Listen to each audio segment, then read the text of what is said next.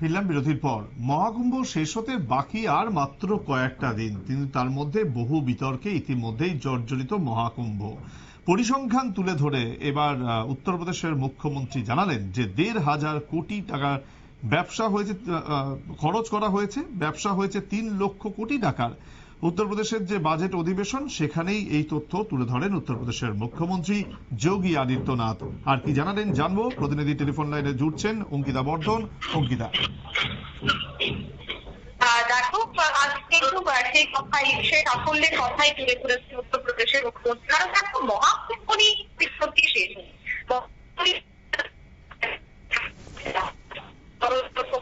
স্নানের অযোগ্য হয়ে পড়েছে মহাকুম্ভের জল। তবে এই বিতর্কের মাঝে কিন্তু এবার হঠাৎ করে মহাকুম্ভের সাফল্যের কথা তুলে ধরেছেন উত্তরপ্রদেশের মুখ্যমন্ত্রী। শুক্রবার তিনি বিধানসভার অধিবেশনে একটি রিপোর্ট তুলে ধরেছেন। সেখানে তিনি বলেছেন যে শুধুমাত্র ধর্মীয় উৎসব নয়, বাণিজ্যের ক্ষেত্রেও কিন্তু মহাকুম্ভের সাফল্য একেবারে অনস্বীকার্য। এবং 1 মাসে সব থেকে বেশি যে টাকা উপার্জন হয়েছে তা হচ্ছে যে মৌনী অমাবস্যা। সেখানে 1 মাসে সব থেকে বেশি টাকা উপার্জন হয়েছে। এছাড়া আরো বেশ কয়েকটি পরিসংখ্যান অবশ্যই তুলে ধরা হয়েছে। এর মধ্যে থাকছে যে এই মহাকুম্ভকে কেন্দ্র করে বেশ কিছু দোকানপাট সেখানে বসানো হয়েছিল। আর সেই দোকানপাটেও কিন্তু ব্যবসা অনেকটাই ভালো হয়েছে। ব্যবসায়ীদের তরফ থেকে যে ফিডব্যাক পাওয়া গেছে, সেই ফিডব্যাক অনুযায়ী কিন্তু সেই পরিসংখ্যানটি তুলে ধরা হয়েছে। এই পরিসংখ্যান কিন্তু বলছে যে যত টাকা খরচ হয়েছে তার অনেকটা গুণ কিন্তু এবার ইনকাম হয়েছে। এছাড়া উত্তরপ্রদেশের বাজেট অধিবেশনে খোদ মুখ্যমন্ত্রী যোগী আদিত্যনাথ সে তথ্য প্রকাশ করে এনেছে এবং তিনি বলেছেন যে confederation of all India traders অর্থাৎ CAIT তাদের যে দাবি তা হচ্ছে হিন্দু ধর্মের এই বিরাট অনুষ্ঠান, আর এই অনুষ্ঠান, এই উৎসব সংগঠিত করতে রাজ্য সরকারের সেখানে খরচ হয়েছিল 1,500 কোটি টাকা। তার পরিবর্তে দেখা গেছে যে রাজ্যের ভান্ডারে এসেছে 3 লক্ষ কোটি টাকা। এছাড়া CAIT-র মতে মহাকুম্ভের জন্য শুধু প্রয়াগরাজ নয়, এছাড়া যে বারাণসী, অযোধ্যা সহ মোট প্রায় 150 কিমি পরিধি জুড়ে ব্যবসা বেড়েছে, সে কথাও কিন্তু তিনি অধিবেশনে তুলে ধরেছে।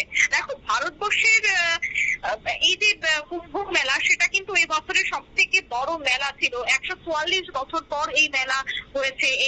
এই মহাকুম্ভের ত্রিবেণী সঙ্গমে মানুষ আস্থায় ডুব দিতে গেছে। তাই সেক্ষেত্রে শুধুমাত্র যে মানুষ প্রয়াগরাজে স্নান করতে গেছে তা নয়, সেখানে থাকা রাম মন্দির, সেখানে থাকা বৃন্দাবন, মথুরা, কৃষ্ণ মন্দির, প্রেম মন্দির, সব জায়গায় কিন্তু পুণ্যার্থীদের ঢল পরিলক্ষিত হয়েছে এই মহাকুম্ভের যাত্রাকে কেন্দ্র করে। আর মহাকুম্ভের এই যাত্রায় কিন্তু দেখা গেল যে অন্যান্য মন্দিরগুলিতেও ব্যবসা খুব বেড়েছে। হোটেলে যারা ব্যবসায়ীরা রয়েছে তারা অনেকটাই লাভবান। এছাড়া যারা ছোট ছোট বস্তার সাথে মন্দিরের বাইরে বসে থাকে, মন্দির চত্বরে বসে থাকে, তাদেরও কিন্তু প্রচুর লাভ হয়েছে। তবে দেখো, এই রিপোর্ট প্রকাশ্যে আসার পর দেখা গেছে উত্তরপ্রদেশের যে বাজেট অধিবেশন, সেই বাজেট অধিবেশনে এই তথ্য অনেকটাই গুরুত্বপূর্ণ হতে যাচ্ছে বলে তিনি বলেন। এছাড়া তিনি এও বলেন যে গত 10 বছরে প্রধানমন্ত্রী নরেন্দ্র মোদীর নেতৃত্বে 25 কোটি মানুষ দরিদ্র সীমার বাইরে এসেছে।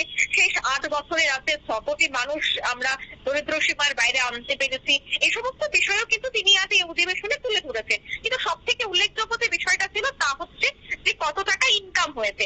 এবং আন্দাজ করা সম্ভব ছিল যে এই মহাকুম্ভে প্রচুর টাকা সেখানে ইনকাম হবে, প্রচুর টাকা লাভ হবে, লক্ষ্মী লাভ হবে উত্তরপ্রদেশ সরকারের। এবং সেই লক্ষ্মী লাভই কিন্তু দেখা গেছে, যেখানে 1,500 কোটি টাকা খরচ করা হয়েছিল এই মহাকুম্ভকে কেন্দ্র করে, সেই জায়গায় 3 লক্ষ কোটির কিন্তু ব্যবসা করেছে ইতিমধ্যেই উত্তরপ্রদেশ প্রশাসন। মহাকুম্ভের এই আর্থিক সাফল্য তুলে ধরেছেন যোগী প্রশাসন। কারণ দেখো, এই বিতর্ককে কেন্দ্র করে আমরা দেখেছি যে রীতিমতো বিভিন্ন সময় বিরোধীরা একাধিক বক্তব্য রেখেছে। তারা বিভিন্ন বিতর্কের মধ্যে যোগী আদিত্যনাথকে তারা নিশানা করেছে এবং বলেছে যে এই মহাকুম্ভের যে ব্যবস্থাপনা, সে ব্যবস্থাপনা সম্পূর্ণভাবেই ব্যর্থ হয়েছে। এই মহাকুম্ভের ব্যবস্থাপনায় কোনোভাবেই তৈরি করতে পারেনি, পরিকাঠামো ভালো ছিল না। এই সমস্ত অভিযোগ কিন্তু একদিকে রাহুল গান্ধী, অন্যদিকে অখিলেশ যাদব, প্রত্যেকেই কিন্তু বিরোধীরা কিন্তু দেখা গেছে যে যোগী আদিত্যনাথকে বিভিন্ন বিষয়ে কটাক্ষ করেছে। কিন্তু আজ যে পরিসংখ্যান তুলে ধরা হয়েছে, সে পরিসংখ্যানে কিন্তু আমরা বলতেই পারি যে একটা বড় প্রশ্নের উত্তর কিন্তু এবার দিয়ে দিয়েছে যোগী আদিত্যনাথ। তিনি বলেছেন, যত টাকা না আমরা খরচ করেছি এই বিষয়টা, এই মেলাকে কেন্দ্র করে, এর থেকে অনেকটাই লাভবান হয়েছে এই মহাকুম্ভের আয়োজনকে কেন্দ্র করে। সেখানে ক্ষুদ্র থেকে শুরু করে মাঝারি ব্যবসায়ীরা প্রত্যেকেই লাভবান হয়েছে এবং এই লাভবানের পরিসংখ্যানই কিন্তু আজ তুলে ধরা হয়েছে। সুমন্ত।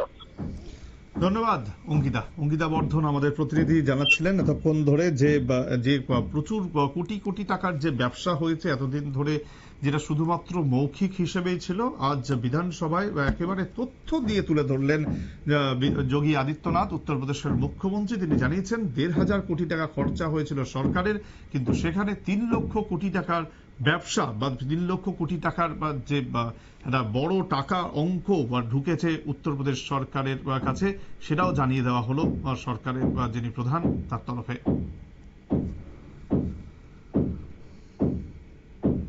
এখন সময় একটা ছোট্ট বিরতির, সঙ্গে থাকুন।